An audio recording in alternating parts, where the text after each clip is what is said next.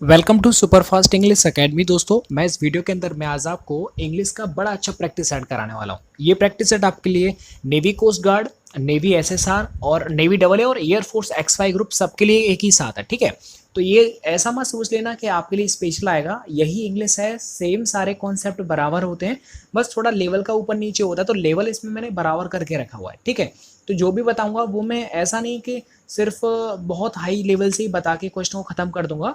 अगर आपका navy coast guard का लेवल थोड़ा डाउन है तो मैं लो लेवल से भी समझा दूंगा, क्वेश्चन को मतलब पूरा बताऊंगा। ठीक है, और इस चैनल को आप सब्सक्राइब कर लीजिए, बेल आइकन को प्रेस कर लीजिए। और दोस्तों, जितना आपने मुझे सपोर्ट किया उस सभी के लिए आप सभी का बहुत बहुत धन्यवाद। चलिए, टाइम वेस्ट नहीं करना है, ये काफ़ी बड़ा लेक्चर होगा।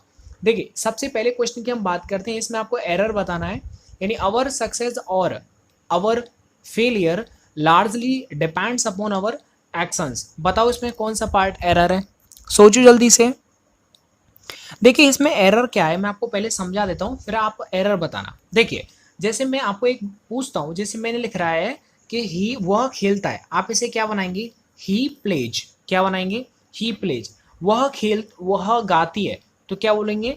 सी सिंग्स। बोलो, ऐसे ही तो बनाएंगे आप। यानी अगर ये सिंगुलर होता है प्रेजेंट इंडेफिनिट में, है ना, ही शी इट नेम अगर आता है तो आपको वर्ब में एस और यस लगाना होता है, यदि वो प्रेजेंट इंडेफिनिट होता है तो। यस और नो ये सबको पता होगा।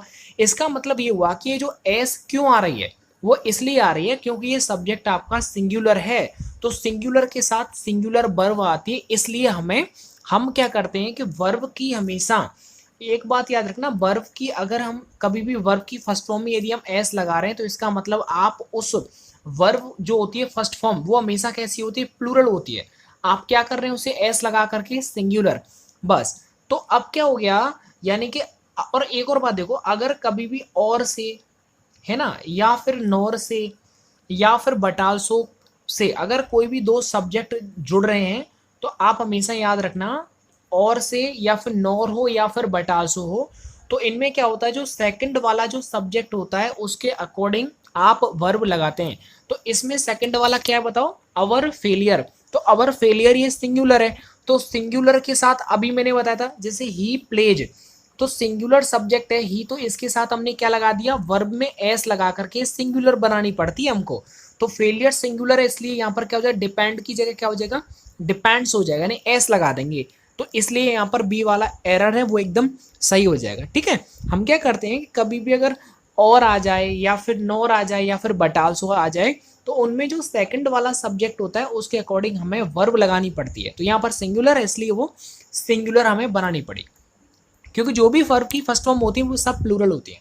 आगे देखिए, the poor man poisoned him and his own children, यानी कि जो गरीब आदमी था उसने अपने खुद को ही क्या कर लिया? जहर खिला लिया और अपने बच्चों को भी खिला दिया।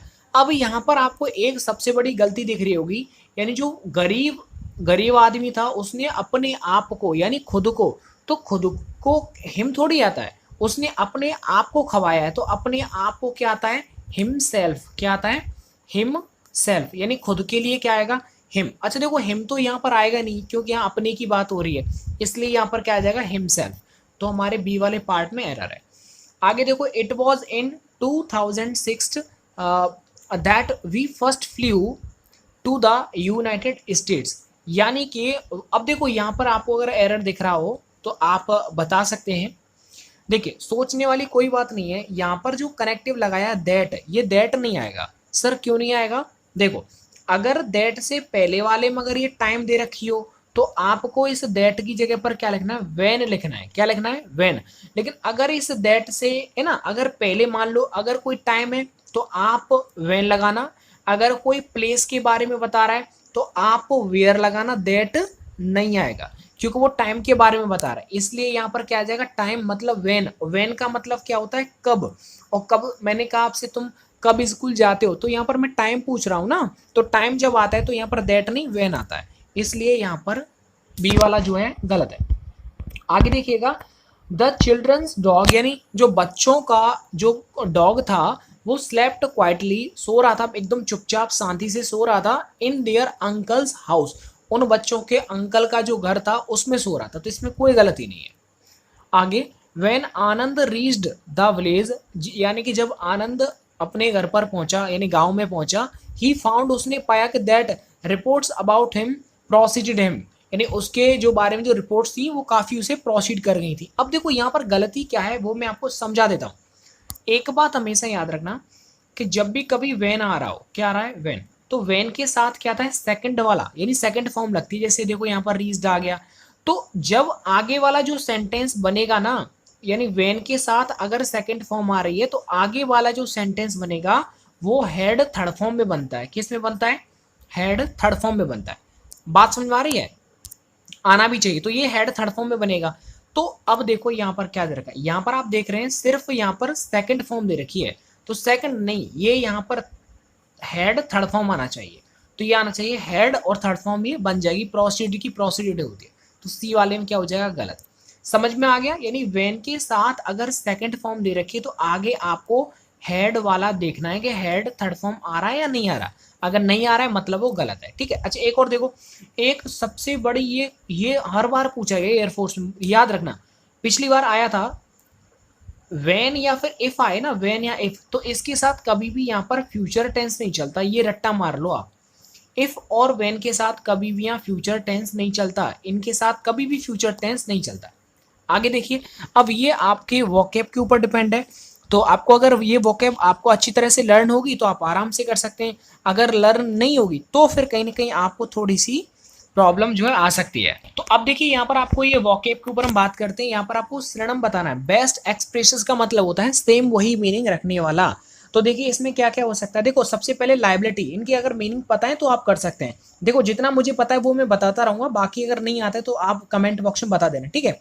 देखो लायबिलिटी का मतलब क्या होता है, यानी लीगली रेस्पॉन्सिबल, कोई भी है ना उत्तरदायित्व, जिम्मेदारी या फिर कोई देनदारी। तो ये क्या होता है, लीगली जब कोई बंदा रेस्पॉन्सिबल होता है तो उसे बोलते हैं लायबिलिटी। मतलब लायबिलिटी का सेम क्या हो सकता है बताओ बताओ बताओ? ये डेट हो सकता है। जैसे डेट का मतलब होता है कर्जदार, तो कर्जदार भी क्या करता है, वही सेम यहाँ मैच कर रहा है। अच्छा डेबिट का मतलब क्या होता है? डेबिट का मतलब होता है जैसे आप पैसे वगैरह निकाल लेते हैं। क्रेडिट का मतलब क्या होता है, आप पैसे अपने खाते में डालते हैं, जमा की गई राशि। और असेट का मतलब क्या होता है? देखो असेट का मतलब होता है आपके पास जो भी धन दौलत संपत्ति है उसे बोलते हैं असेट। ठीक है। सारा क्लियर हो गया? याद कर लेना। तुम्हें पता है अभी नेवी डब्ल्यू का एग्जाम हुआ था तो सिर्फ इन्हीं में से आया था। तो जो भी मैं आपको बता रहा हूँ गिन चुन के दे रहा हूँ, पूरा डिटेल इसलिए बता रहा हूँ क्योंकि मैं दो तीन यानी आपका कोस्ट गार्ड, नेवी, एयरफोर्स, इन तीनों को मिलाकर के इस प्रैक्टिस सेट को करा रहा हूँ। तो तीनों चारों का लेवल में देख करके यहाँ पर इसे समझा रहा हूँ, इसलिए हर पॉइंट को मुझे डिस्कस करना पड़ रहा है। अच्छा देखो इंटेग्रेशन, अब देखो इंटेग्रेशन का मतलब आपको आना चाहिए। इंटेग्रेशन का मतलब होता है, आपने पढ़ा एकीकरण यानी समाकलन, उसे बोलते हैं इंटीग्रेशन। समाकलन अवकलन पढ़े होंगे 12th क्लास में आपने, तो वही है इंटीग्रेशन मतलब एकीकरण यानी समाकलन। अब एकीकरण मतलब यूनिटी यानी एकता को बोलते हैं इंटीग्रेशन। तो इसका सिनोनिम क्या हो जाएगा? यूनिटी हो जाएगा। क्या हो जाएगा? यूनिटी। ये सबको याद कर लो। अच्छा देखो साइमेट्री का मतलब पता है? साइमेट्री, साइमेट्री मतलब होता है एक ही प्रकार का, अलग अलग टाइप नहीं, सिर्फ एक ही प्रकार है, उसे बोलते हैं साइमेट्री। यूनिटी का मतलब इंटीग्रेशन। याद हो रहा है कि नहीं हो रहा? सब याद हो जाना चाहिए आपको। जो जो नए नए वर्ड है वो मैं आपको बताते जा रहा हूँ।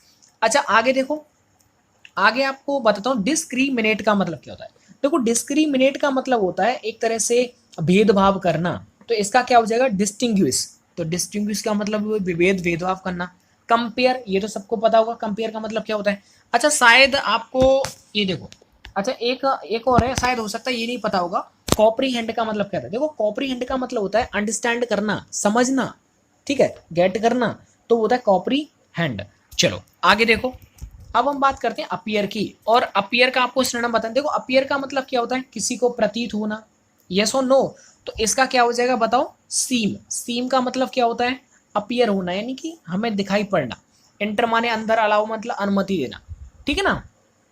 अच्छा एक और देखो, ये देखो सीज। सीज तो बहुत है यार, यानी गाड़ियों को सीज कर देते हैं, मतलब क्या कर देते हैं? उसे स्टॉप कर देते हैं, यानी कि क्या करते हैं? उसे स्टॉप। समझ में आ रहा है? कोई भी वर्ड ऐसा हो जो आपके समझ में नहीं आए तो बता देना। सीज का मतलब स्टॉप करना किसी को। ठीक है ना। तो जो जो नए नए वर्ड है वो मैं बताता हूँ। एक होता है देखो लैप्स। लैप्स का मतलब क्या होता है? लैप्स का मतलब एक तरह से होता है क्या बोलते हैं उसे यार, यानी कि फिनिश कर देना, समाप्त कर देना, एंड कर देना, उसे बोलते हैं लेप्स। अरेस्ट का मतलब पता है आपको, क्लोज का मतलब भी पता है, कुछ नया नहीं है इनमें। अब आपको ये सब क्या बताने? अपोजिट बताने। मैं मतलब क्या करता हूँ पता है, ये कभी नहीं पढ़ता, मैं डायरेक्टली ये देखता हूँ इसमें मेन वर्ड क्या है, तो आपको भी मेन वर्ड ही आपको देखना है। देखो वैनिटी का मतलब क्या होता है, वैनिटी का आपको मतलब याद होना चाहिए, किसी को घमंड होता है, अभिमान होता है, उसे बोलते हैं वैनिटी। तो ठीक है, मतलब एक तरह से ईमानदार ना हो उसे बोलते हैं। तो यहाँ पर क्या हो जाएगा, इसका उल्टा क्या हो जाएगा, ऑनेस्ट, ये सुनो, ट्रुथफुलनेस पता है आपको, डिसेंसी भी पता ही होगा, शालीनता बहुत प्यारा वर्ड है डिसेंसी, शालीनता किसी के अंदर बहुत ज्यादा है ना शीतलता है, वो उसे बोलते हैं डिसेंसी। मॉडेस्टी पता है यार, मॉडेस्टी तो सिंपल है, नम्रता, किसी के अंदर बहुत ज्यादा नम्रता होती है, नम्र होता है, विनम्र होता है, ठीक है। और डिसेंसी का मतलब क्या होता है, शालीनता।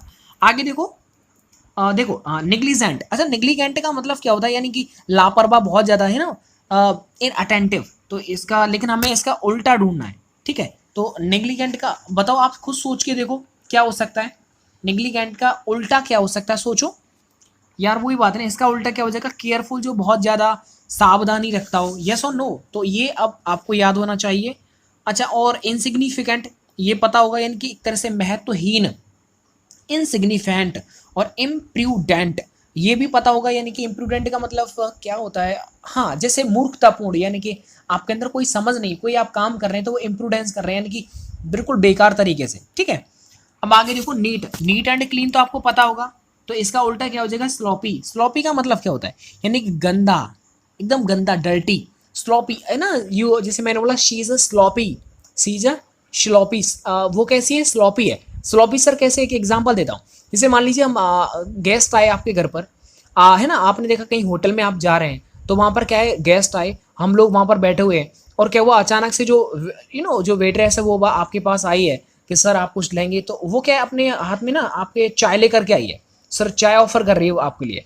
अब क्या हुआ कि गलती से या फिर उसका ध्यान कहीं और था, तो वो क्या हुआ, जो चाय थी वो सीधे आपके पास लेकर के आई, और सीधे मतलब उसके हाथों से चाय गिर गई, गिर गई मतलब क्या, वो फैल गई, तो आपके पैंट वैंट पर सब है ना, मतलब मामला गड़बड़ हो गया। तो चाय ऐसी जगह पर फैली थी जिस जगह नहीं फैलना चाहिए था, तो ये क्या हो जाए, एक स्लॉपीपन हो गया, स्लॉपी का मतलब हो गया बेढंगा, जिसके अंदर कोई ढंग ना हो, ठीक है, उसे बोलते हैं स्लॉपी। अच्छा देखो, ये देखो फ्रेग्रेंट, फ्रेग्रेंट तो बहुत प्यारा वर्ड है यार, फ्रेग्रेंट अपनी परफ्यूम वगैरह होती है ना, उन पर देखा, सुगंधित। अच्छा और देखो, स्प्रूस, ये शायद नहीं पता होगा। अच्छा, स्प्रूस का मतलब होता है एक तरह से साफ साफ सुथरा, एकदम क्लीन, और ये पता है ऑर्डरली का मतलब।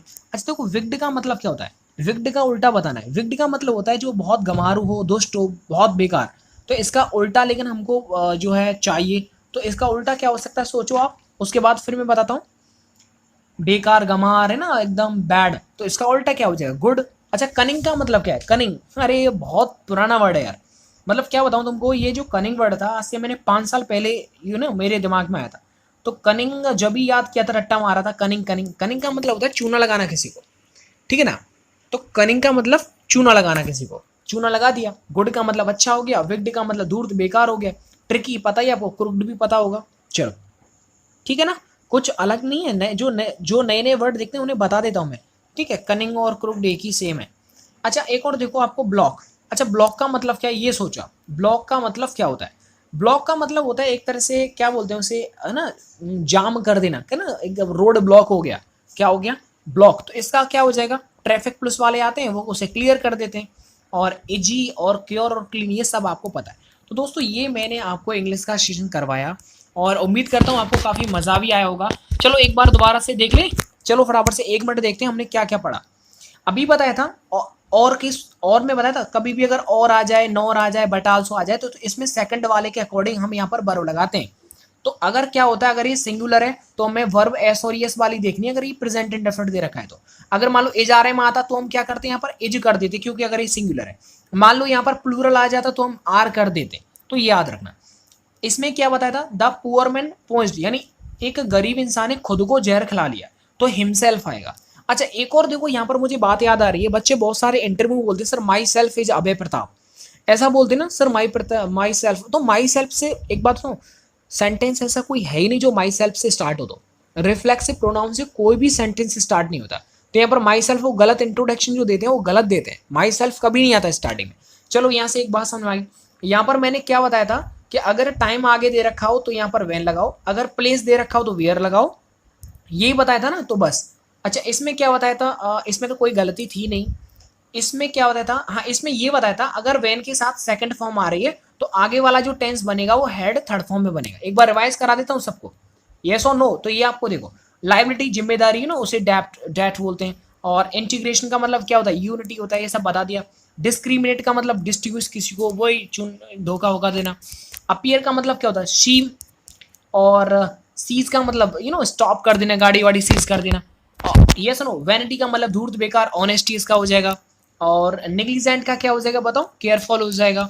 नीट एंड क्लीन का मतलब क्या हो जाएगा, स्लॉपी, चाय फैल गई थी आपको, ये तो जरूर याद हो गया होगा, पक्का मुझे पता है यार, अपने दोस्तों को जानता हूँ। ठीक है, तो इसके बाद और क्या रह गया था, एक बार रिवाइज कर देता हूँ जल्दी से। विग्ड का मतलब क्या होता है, एक तरह से मैं क्या बोलूँ, विग्ड का मतलब बेकार, तो गुड का मतलब क्या हो जाएगा, अच्छा हो जाएगा। और ब्लॉक का मतलब क्लियर। तो ये मैंने पूरा का पूरा आपको